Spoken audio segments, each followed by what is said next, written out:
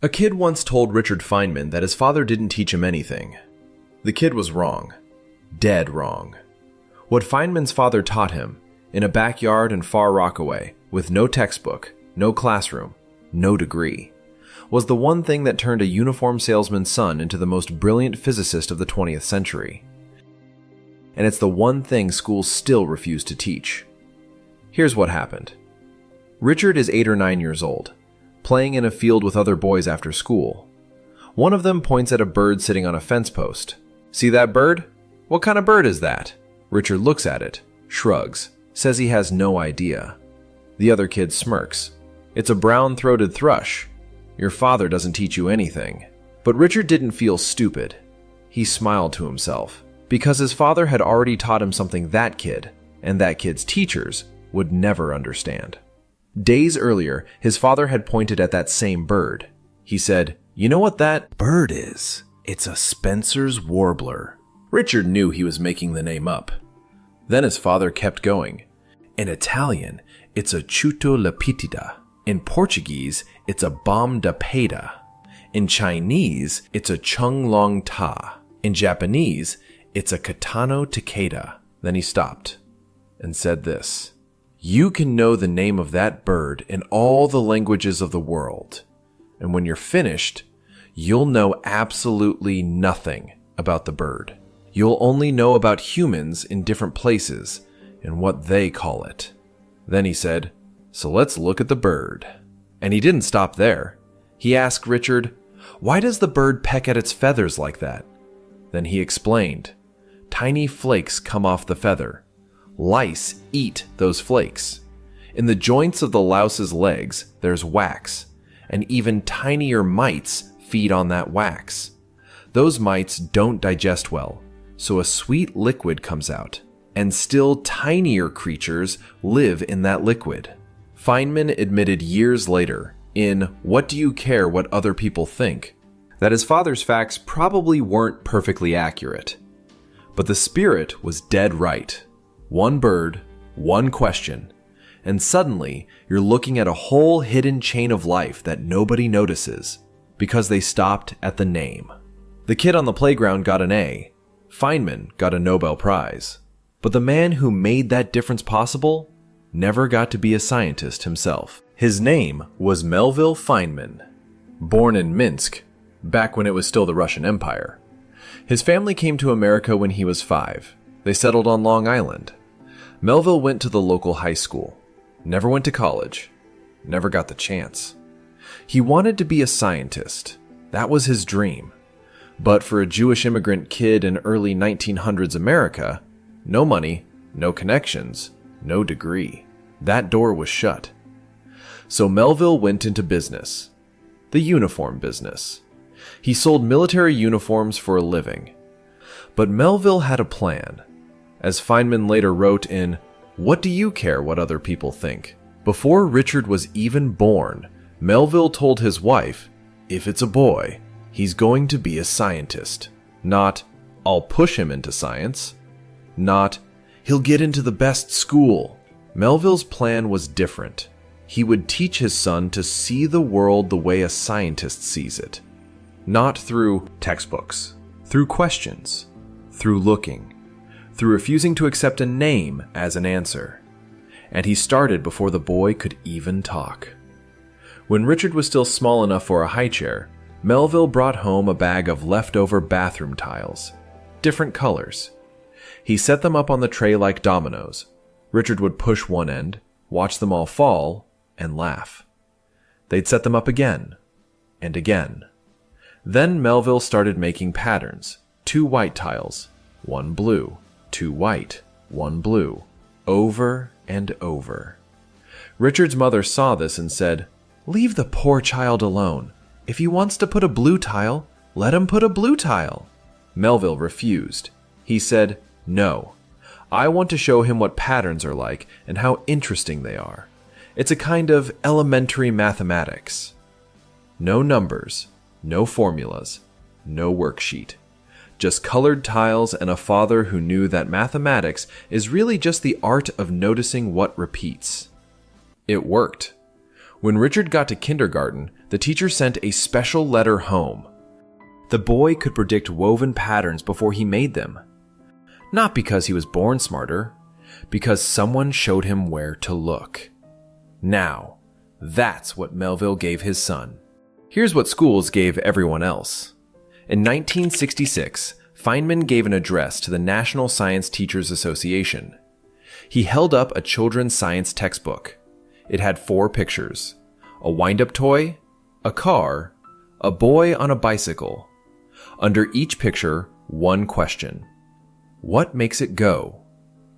He expected the book to explain how the spring works, how the engine burns fuel, how muscles move a bicycle.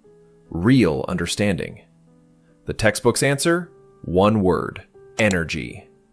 That's it. Energy makes it go. Label applied. Move to Chapter 4. Feynman said his father would have done the opposite. What makes the toy go? The spring. How did the spring get wound up? I wound it up. How did you get moving? From eating. Where does food come from? It grows. Why does it grow? Because the sun is shining. The textbook gave a word. His father gave a journey you could follow. And Feynman proposed a test.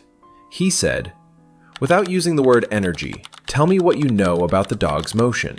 If you can't, you've learned a name, not a thing. Melville did the opposite, every single night. The Feynman family had a copy of the Encyclopedia Britannica. Melville would sit Richard on his lap and read to him from it. They read about dinosaurs, the Tyrannosaurus Rex, and the book would say something like, this dinosaur is 25 feet high and its head is 6 feet across. Any other father reads that line and turns the page. Melville stopped. Let's see what that means, he'd say. If this dinosaur was standing in our front yard, it would be tall enough to put its head through our window upstairs. They lived on the 2nd floor. But its head would be too wide to fit through the window. 25 feet isn't a number anymore. It's a dinosaur staring into your bedroom. That's real. A child can feel that. Feynman caught what he called the same disease. Every physics paper, every equation, every government report. For the rest of his life, the first question was always, what does this actually look like? He learned that on his father's lap, not in any classroom. But Melville wasn't done. He was about to teach his son something even harder. How to be honest about what you don't know. One afternoon, young Richard was playing with a toy wagon, a little express wagon with a railing around it. He put a ball inside and started pulling, and he noticed something odd. When he pulled the wagon forward, the ball rolled to the back. When he stopped suddenly, the ball rolled to the front. He ran to his father.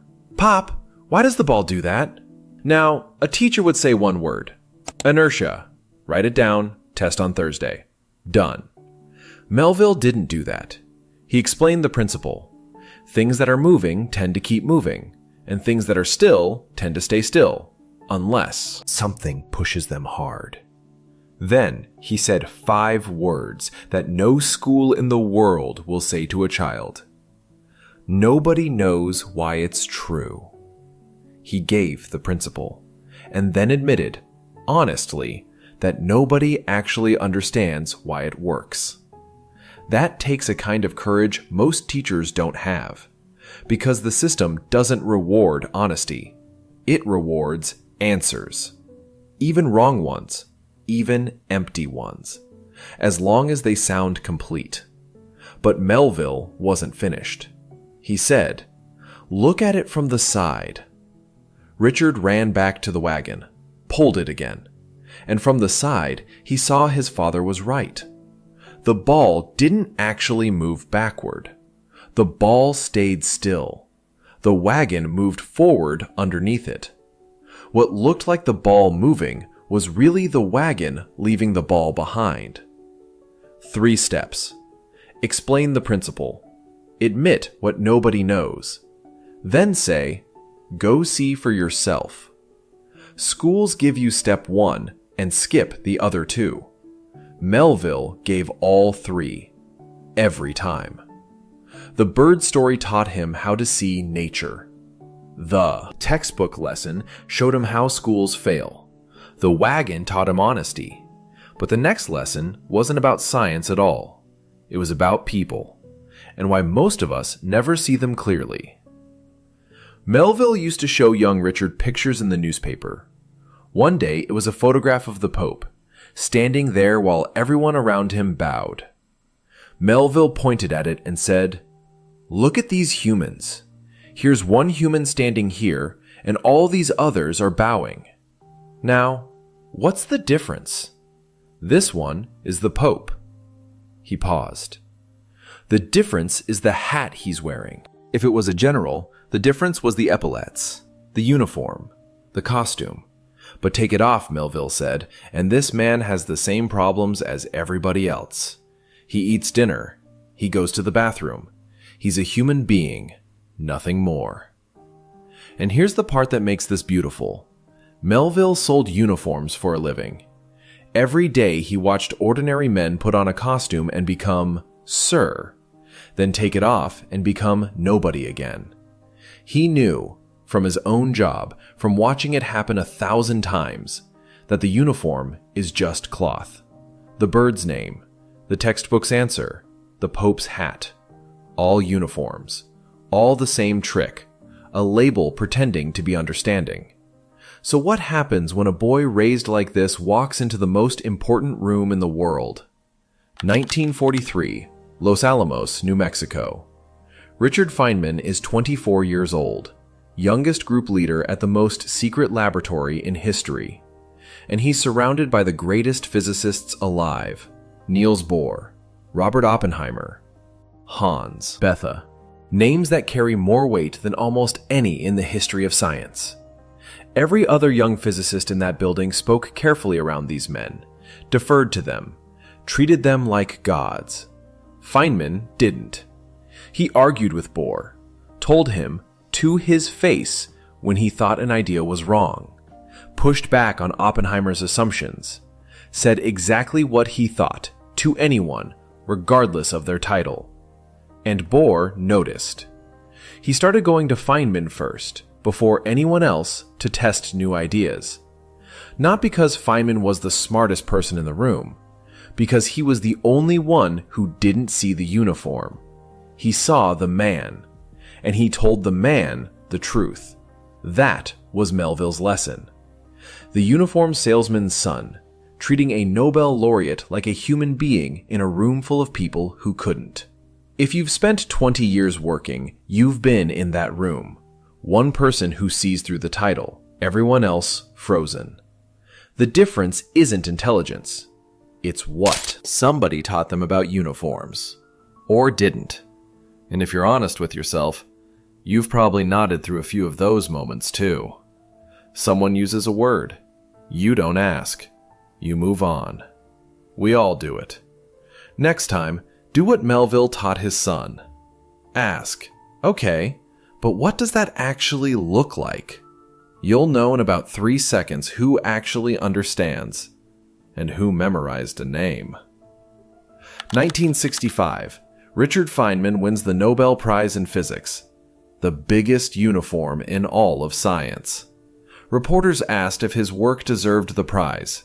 His answer, recorded in the BBC documentary The Pleasure of Finding Things Out, is one of the most remarkable things any Nobel laureate has ever said. "I don't believe in honors. Honors is epaulets. Honors is uniforms. My papa brought me up this way." I don't like honors. My papa. Not my education. Not my professors at MIT. Not my colleagues at Los Alamos. My papa. The uniform salesman from Minsk who never set foot in a university. He was standing on the biggest stage in science, and his first thought was his father. Because the medal was never the real thing. The medal was the label, and his father had spent 20 years teaching him that the label is never the thing. The real prize, the one Feynman actually cared about, was what he said next. The pleasure of finding the thing out, the kick in the discovery, the observation that other people use it. Those are the real things. Decades later, Feynman would walk into a university in Brazil and find an entire country of students who could name everything and understand nothing. But that's a different story. Melville Feynman died on October 8, 1946. Richard was 28. He'd already lost Arlene, his first wife, his first love, just a year before. Now the man who started everything was gone too. Richard couldn't do physics for a while after that. Couldn't think straight. The two people who shaped his world, both gone within a year. But the method didn't die with him.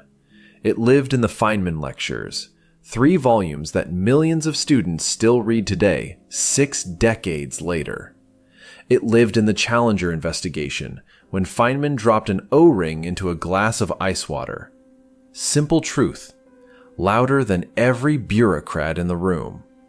It lived in every classroom where he stood at a chalkboard and refused, absolutely refused, to let a fancy word stand in for real understanding. Years later, reflecting on his childhood, Feynman wrote something in What Do You Care What Other People Think? That explains everything about who he became. I've been caught, so to speak, like someone who was given something wonderful when he was a child, and he's always looking for it again. He was talking about his father, about those walks, those questions, those tiles on a high chair. I'm always looking, like a child, for the wonders I know I'm going to find.